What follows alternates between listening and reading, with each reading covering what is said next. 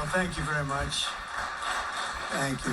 Thank you, Pam, very much. Now, we are here tonight because America faces a choice.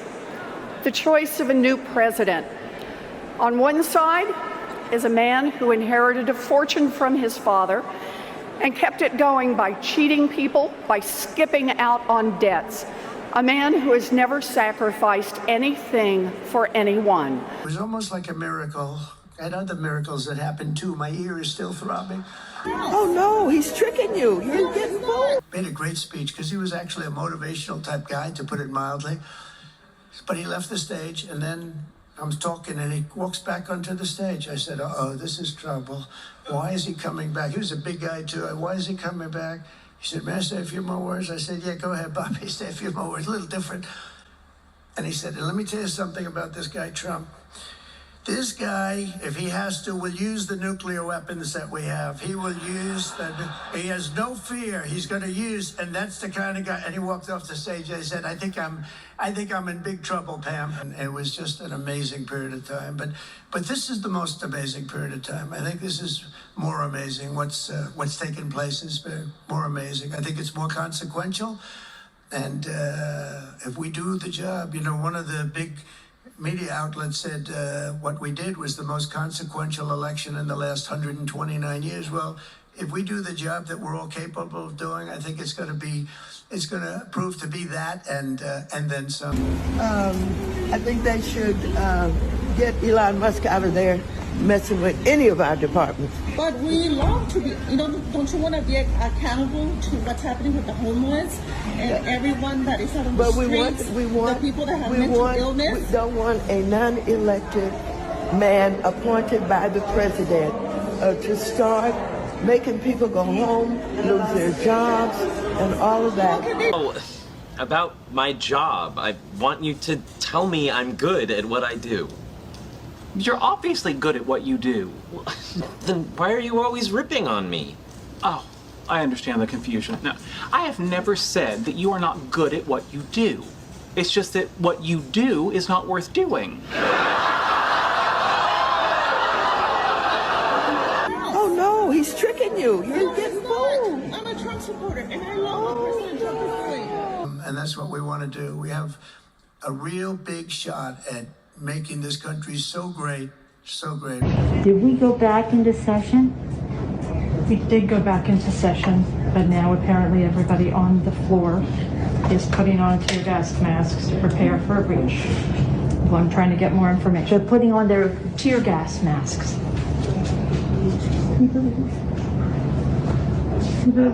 I can't. But the fact is, on any given day, they're breaking the law in many different ways. And quite frankly, much of it at the instigation of the President of the United States. And now, if he could at least somebody. Yeah, why don't you get the President to tell them to leave the Capitol, Mr. Attorney General, in your law enforcement responsibility? A public statement, they should all leave.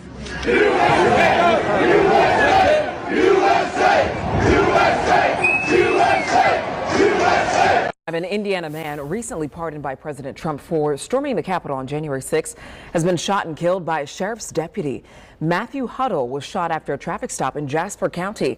Huddle is accused of resisting arrest and struggling with the deputy who was attempting to arrest him. This led to a deputy shooting and killing Huddle. Federal sources confirmed with Fox 59 that Huddle was recently pardoned by President Trump. He and his uncle, Dale Huddle, were arrested for taking part in the January 6 riot. And I do want to get to a developing story coming in out of Indiana. That is where a man was fatally shot by a deputy during a traffic stop just days after he was pardoned by President Donald Trump for a misdemeanor related to the incident that took place there at the Capitol back on January 6th of 2021. Matthew Huddle, 42 years old, of Hobart, was killed Sunday by a Jasper County Sheriff's deputy. That is according to authorities in the area. State police were told are investigating. That is his photo right there from his arrest following the situation at the Capitol. Now, the state police did say the deputy tried to arrest Huddle when, quote, an altercation took place between the suspect and the officer, which resulted in the officer firing his weapon and fatally wounding the suspect. State police said, quote, The investigation also shows that during the traffic stop, the suspect was in possession of a firearm. At this point, no other details have been released, and authorities did not say what might have prompted that traffic stop altogether.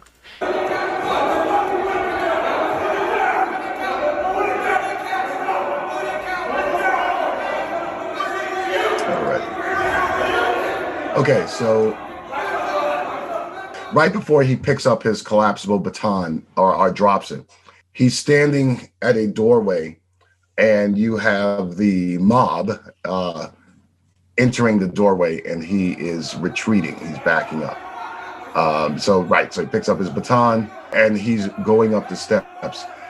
And, you know, it's very interesting that, which I did not pick up on when I first watched it.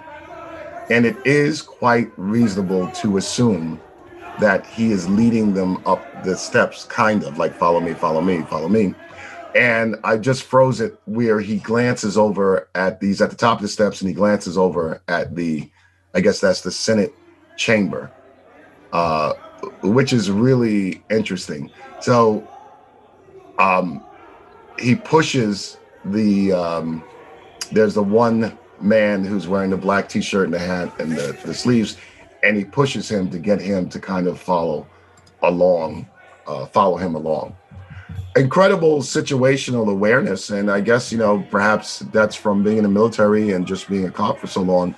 But clearly, in pushing him, the lead rider, he is attempting to get him to follow along with him. So it's very interesting. And when he's backing away, you know, when someone's retreating because they don't want to get hurt, the best way to do so is to turn your back and run.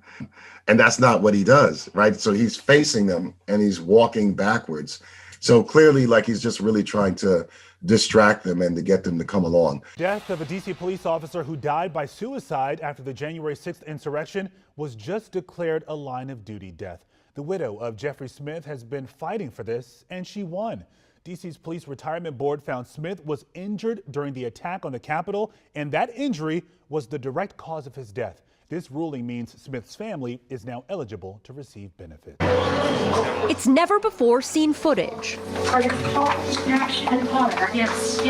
House Speaker Nancy Pelosi shown fleeing the U.S. Capitol as it was under attack on January 6th. The videos captured by her daughter, Alexandra Pelosi, a documentary filmmaker. We have got to finish the proceedings, or else it will have a complete victory. She provided some of her footage to the January 6th Select Committee, who played clips in their hearing Thursday. But in the roughly hour of additional footage obtained exclusively by CNN, we see lawmakers transforming Fort McNair, a military base 2 miles away, into a command center to communicate with Vice President Mike Pence and others, even considering reconvening the congressional proceedings at the military base. We're being told it could take days to clear the Capitol, and that we should be moving everyone here to get the job done. We're at which has facilities for the House and the Senate to meet. We'd rather go to the Capitol and do it there, but it doesn't seem to be safe. While Pence evacuated the Senate chamber, he stayed behind in the Capitol with his security detail. I worry about you being in that Capitol, though. Don't let anybody know where you are. Yeah, I'd like to know a good goddamn reason why it's been denied. Then Senate Minority Leader Chuck Schumer shouting at Army Secretary Ryan McCarthy after hearing a rumor Trump blocked the National Guard going to the Capitol. Please move. The whole Capitol is rampage. There's a picture of someone sitting in this chair of the Senate. We've all been evacuated. There's been shots fired. Taylor Hansen is an independent journalist who was inside the U.S. Capitol documenting what happened on January 6th of last year. Now, he was alongside Ashley Babbitt for the moments just before she was killed. First, we want to show you looking at what happened, showing a couple of people that were actually helping Capitol Police on that day. Watch this. How you doing, man? Good. Stay safe, all right?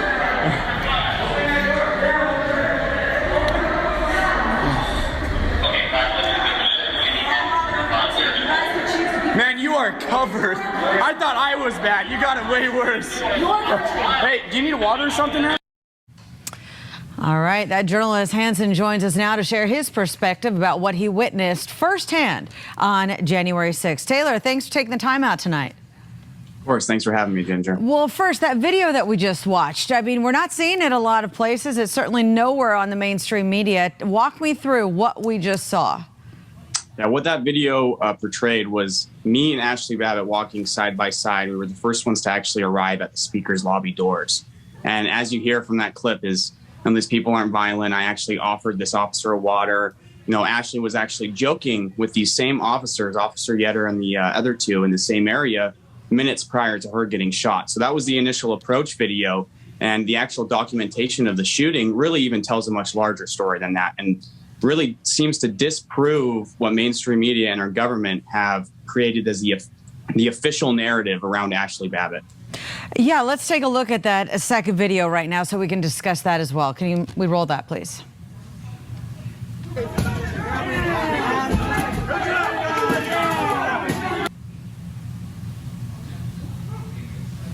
All right, so explain to me what we saw there when Ashley is grabbing that man's backpack.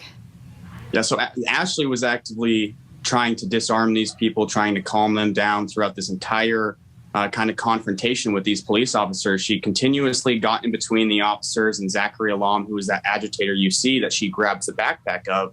And in this video, as it gets a little bit deeper into it, she actually reaches in with her right hand, pulls Zachary back from the window as he shatters the last window pane, and punches him with her left hand. She was left-handed in a southpaw, and hits him right in the face and causes his glasses to fall. And 7 seconds later, that's actually when Michael Leroy Bird ended up issuing a kill shot with no verbal warning.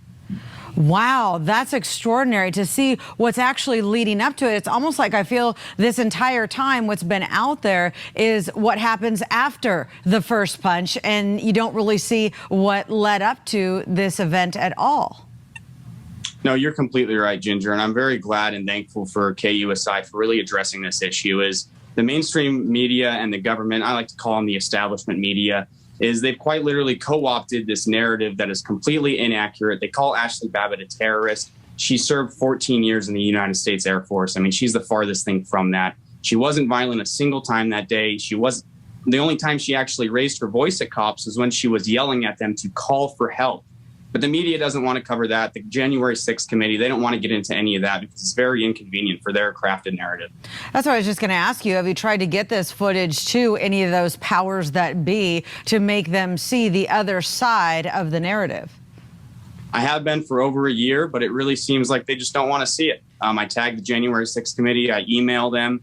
I showed them the evidence. And Adam Kinzinger, I actually tagged him today, and I tried to confront him about the fact that he's a sitting member on this January 6th committee who's supposed to be investigating what took place on January 6th. But then he goes and donates money to Michael Bird, the officer that shot Ashley Babbitt and killed her. Kind of seems like a little, mix-up or a conflict of interest, to say the least. We need a full National Guard component now. She said it was not denied. She said it was not denied.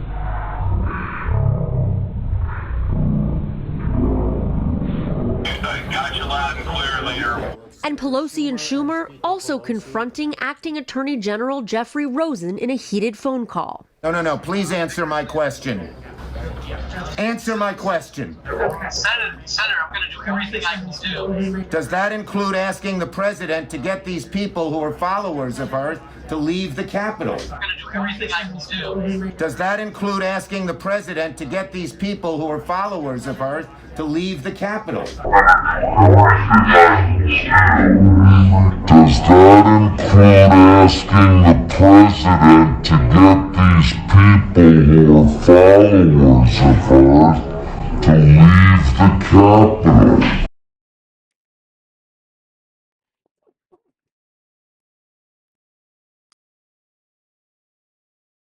Finally, word coming from Pence that it was safe to return. I'm literally standing with the chief of the U.S. Capitol Police. He just informed me their best information is that they believe that the House and the Senate will be able to reconvene in roughly an hour. Good news. Which they did just after 8 p.m.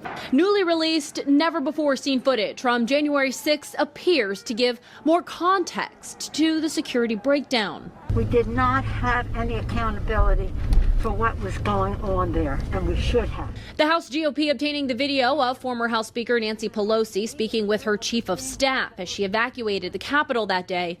Pelosi heard blaming herself for not having the National Guard on hand to stop the mob. Why weren't the National Guard there to begin with?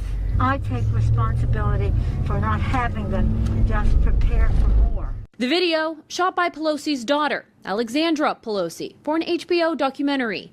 Pelosi telling MSNBC the video is Republicans' attempt to rewrite history. The former president and his toadies do not want to face the facts. They're trying to do revisionist history on January 6th. Republicans arguing this upends Democrats' claims that Donald Trump bears sole responsibility for the time it took to deploy the National Guard. However, the National Guard is under the Army and the Air Force, both of which report directly to the president, not the Speaker of the House. The Speaker does have authority over Capitol Police, though. In an interview with WJLA just days after January 6th, the Capitol Police chief, who stepped down after Pelosi called for his resignation, stood by his claims that superiors in Congress and the Pentagon rebuffed his requests for National Guard help both before and during the riot. Quote, I don't like the optics of the National Guard standing in line with the Capitol in the background. I was perplexed. I felt like, am I really hearing what I think I'm hearing? On Capitol Hill, I'm Kayla Gaskins. I will immediately bring prices down starting on day one.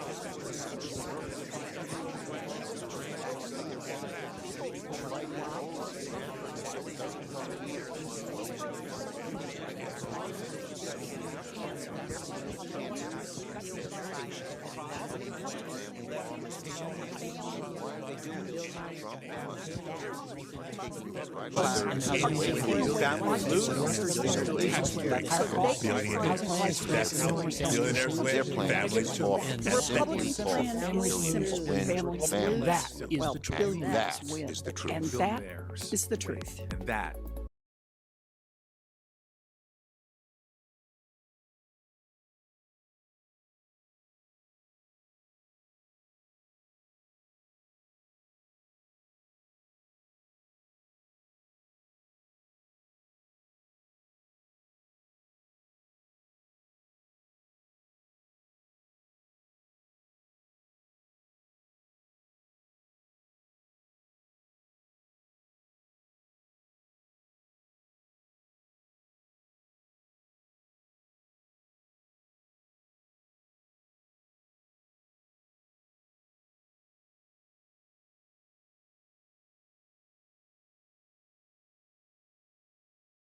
you mentioned border control and the success on the borders. That was also in the MAGA Minute. Have a look. On the border, the administration has officially deported more than 50,000 illegal immigrants from our country, a 627% increase in monthly arrests under Joe Biden.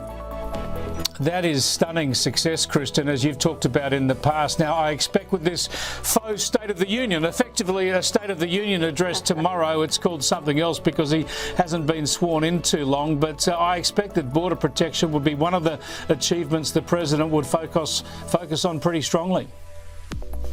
Yes, it's expected to be. This address is going to focus on what is being called The Renewal of the American Dream, and it will feature 4 main sections. The first will just be the accomplishments we've seen so far under Trump. I mean, he's just accomplished a great deal, more than Biden did in 4 whole years. And then secondly, what Trump has done for the economy. We're finally starting to see the economy bounce back after 4 years of a very sluggish economy and recession fears. And then he's also going to push Congress for more funding for border security. To your point about the border, obviously he's going to highlight the accomplishments we've had on the border. Crossings have essentially come to a halt. However, we need funding to actually implement a larger deportation effort. And then finally, Trump will also be addressing his plans to instate peace around the globe. Obviously releasing the hostages, the Hamas hostages, and then putting an end to the war between Russia and Ukraine. So that's what we can expect to see.